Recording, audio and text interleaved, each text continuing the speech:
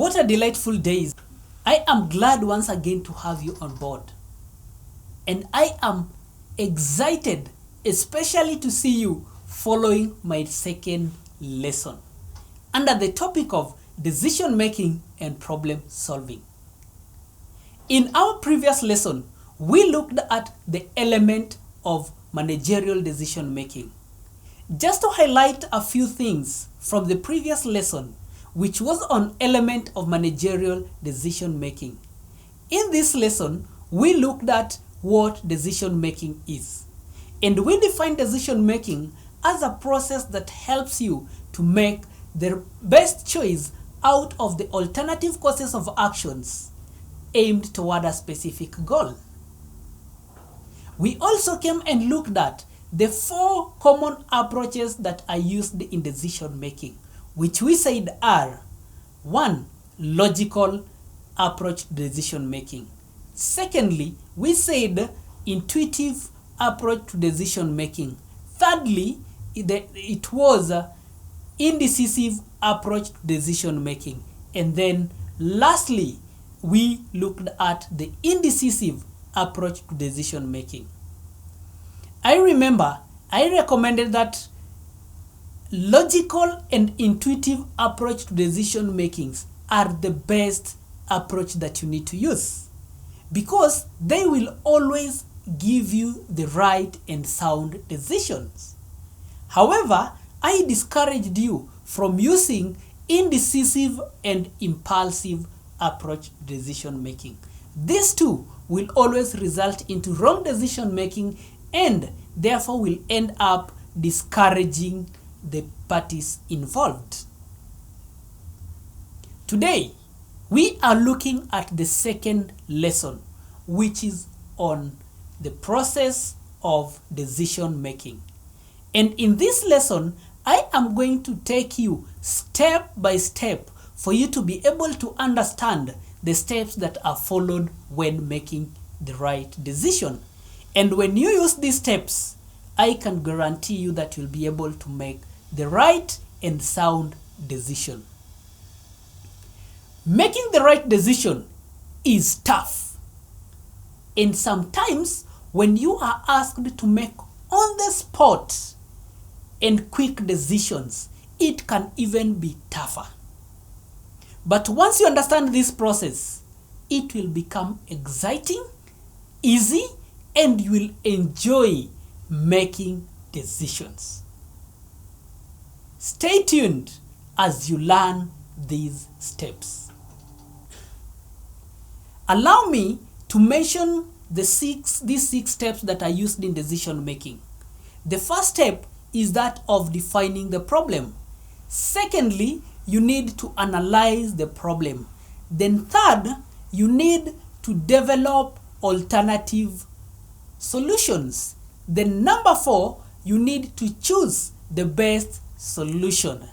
Then number 5, you need to now convert the decision that you've made into an action. And then number 6, lastly, you need to follow up. I am going to walk you step by step so that you get to understand these 6 processes into making the right decision. But before we start looking at each step, we are going to have a case study that we are going to analyze in each and every step. This case study is going to help you understand these 6 steps. This is our case study. You have reported at work, and this is on a peak season where there is a flow of guests and clients. Each and every moment you'll find there's a lot of inquiries and a lot of service deliveries that is required in your company. And therefore, one of your best employees walks to you on this busy day, asking you for permission to take an off day because he has an emergency family matter that he needs to attend to. What will you do? Would you let him go home, or would you ask him to stay and continue working despite having an emergency? The first step into making the right decision is that of defining the problem. And when you're defining the problem, it is very important for you to be clear, articulate all issues about the problem so that it is easy to be understood. And in this case, when you are doing that, then it will make it easy for you to make the right decision. You need to be very specific about the problem. Don't use words or jargons that are going to confuse yourself and also confuse others. That is why it's very important for you to be clear by setting up also clear objectives. Ask yourself, what is it that you need to achieve by the end of the day when you make this decision? And also look at what is the one action that you're going to make in this decision making that is going to make the end result a success. It is also important when you're defining the problem to be able to refer to the rules, policies, and guidelines that are outlined in your company about this specific problem. Because this will be able to help you to understand what you need to do when you're making a decision toward solving this particular problem. Having defined the problem, then you will have now to move to the second step of making the right decision. Our second step, it is that of analyzing the problem. Now, let's see, what do we need to do when we are analyzing the problem? Remember, in the first step, you started by defining what the problem is. And you are now acquainted with the problem. You need to analyze it. And in this case, you also need to collect all the facts about the problem. What is the problem? Who is it affecting? Or who is causing the problem? Then you also need to look at why is it a problem? And then how best can you handle this problem? When you analyze those 4 factors, then it will help you into knowing how to deal with the problem. Analyzing the facts and knowing what you know about the facts about this problem is very, very important, because at some point you will find that there are facts that you don't know about this problem. And therefore, once you discover what you don't know about the problem, it is important for you to go back and find out what it is, so that you are able to walk swiftly into making the right decision. Coming to look at the case study that we have, for you to be able to analyze this problem, you will look at what is the problem? The problem is Charles wants to take a day off, and therefore there's going to be shortage in money in this busy day in your business. Then secondly, you also need to look at why is it a problem? When Charles leaves, then there's no one that is going to be available to cover the duties that he does. And therefore, it is going to affect the business in one way or the other. There's going to be lack of flow of the smooth flow of business because someone is not there.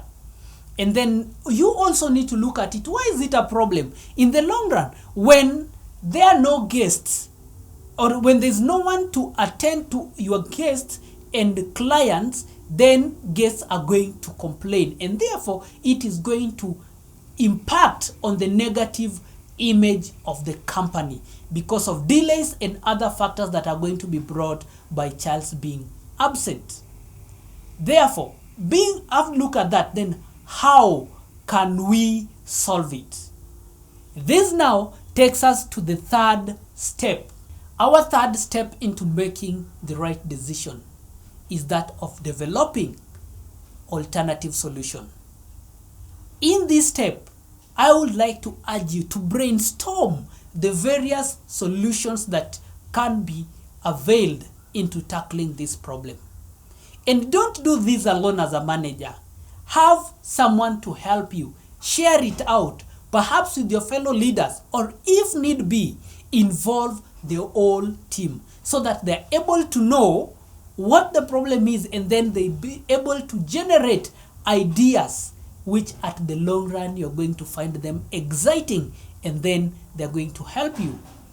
Once you have highlighted all the possible solutions, please look at each solution one by one, bearing in mind about the advantages and the disadvantages that are going to come along with this solution, and then rank them from the best to the worst, so that this will make your work easier into settling on the best solution that you need to make.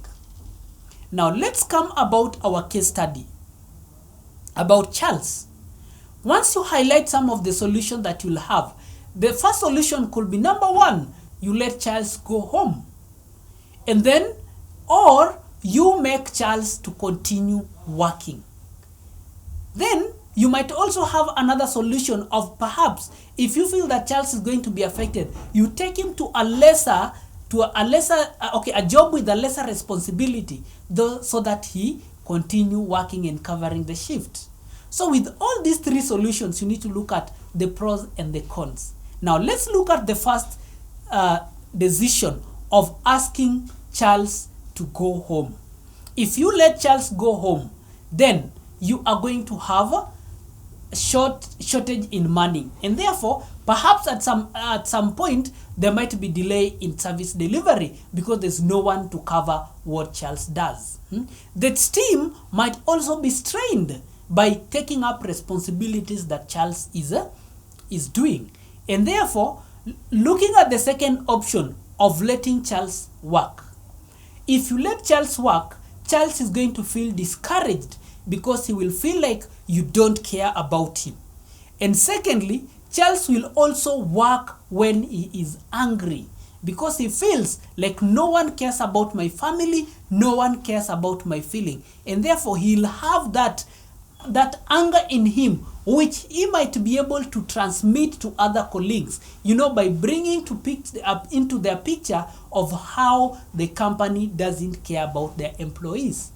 He may end up being rude even to his colleagues and the guests, and therefore he will not give his best. If again you take Charles and give him a lesser role to play, still he will feel demotivated. He will not concentrate because perhaps he will be even on phone calling to find out about the emergency and all that. When you rank these alternatives based on the pros and the cons, you'll be able to pick the best alternative. And this is now what is taking us into the fourth step into decision making that is going to help us make the right decision. Our fourth step into making the right decision is that of choosing the best alternative solution. Remember, we started in step 1 by defining what the problem is. Then we came in step 2 and analyzed the problem. In step 3, we developed alternative solutions. And now, out of the alternative solutions that we have developed in step 3 is what we are now choosing the best solution. And in this case, we have to analyze. After analyzing, looking at the advantages and the disadvantages of all the solutions that we've put in place, then we pick out the best. Looking at the case study that we have at hand, I will go with the second alternative course of action, which is letting Charles go home.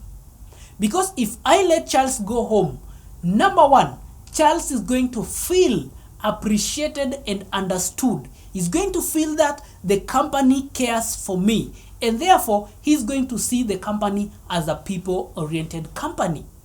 This will not only be to him, but also to other colleagues. Because you've heard in most cases, colleagues saying that this company does not care about us. And therefore, letting Charles go, you will be able to make others feel like Charles actually is cared for. And after letting Charles go, I know the colleagues will be happy, and therefore they'll be able to strike themselves in order to cover the duties that Charles was covering. And in this case, there will be someone to attend to what Charles was doing. And guests are also going to be served well with happy employees. And therefore, they are going to have a positive review about the company. On the other hand, Charles is also going to feel motivated, and he is going to know that this is the right place for me to be together with other colleagues. Therefore, choosing this best solution is going to bring a lot of positivity in the company and also a lot of positivity into the business that we are doing. After choosing the best alternative choice or solution, we have to now move to the fifth step, which is about now converting this decision that we have made into action. Our fifth step into making the right decision is that of converting the solution into action. In most instances, you'll find that there are people who will make decisions and then sit on the decision without making or taking an action about them.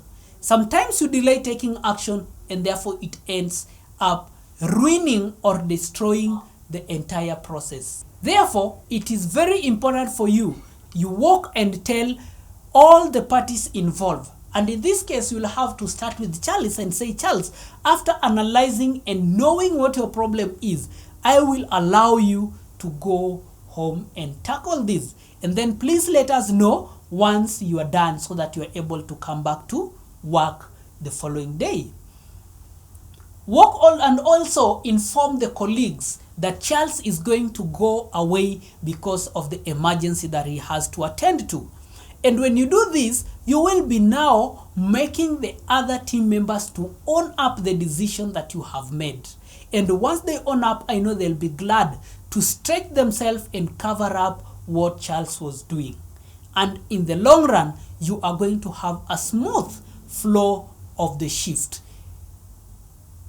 After taking action, don't just sit and wait to get results. It is very important for you to now move to the final step, which is that of follow-up. Our final step, which is the step number 6 into making the right decision, is that of follow-up. It is very important for you to do follow-up into the decision that you have made. Don't just sit in the office and assume that everything is smooth on the ground.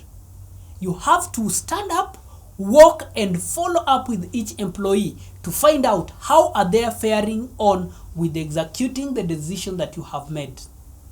Now, looking into our case study, it is important for you to follow up with each and every employee to find out how are they faring on in executing their roles.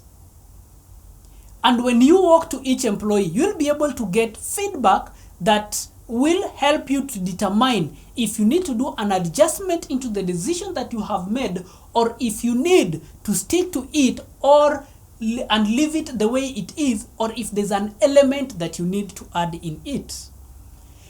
When you follow up, employees are going to own this decision and they're going to feel appreciated and cared for, because you did not just sit and leave them to implement the decision, but you've gone an extra mile into following how they are doing. They will feel cared for and loved for. Therefore, follow-up is very, very important, and we have to do this. In conclusion,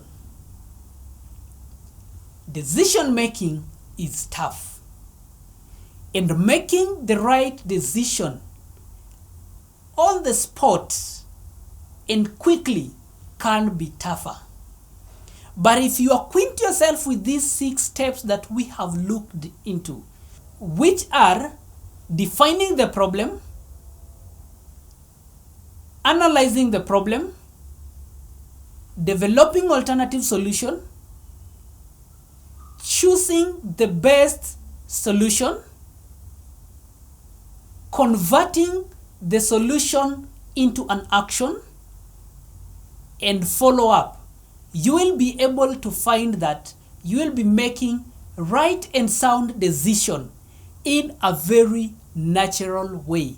It will be exciting and will always enjoy any time that you are thrown into a path that you need to make a decision. Make it part and parcel of you. Analyze and internalize the process. I'd also like to remind you that decision making is not a rigid exercise where you need to stick to the 6 steps into making the right decision. Based on the decision at hand, it is important for you to be able to see which steps works for you. There are some steps that you'll have to eliminate, but in some instances you'll find that you have to stick to the 6 steps. All in all, remember that decision making must be flexible. You'll need to allow room for adjustment, and also you will also need to align some of the steps that you feel are very important to you. Looking forward into seeing you joining my next lesson, which is going to be problem solving. Thank you.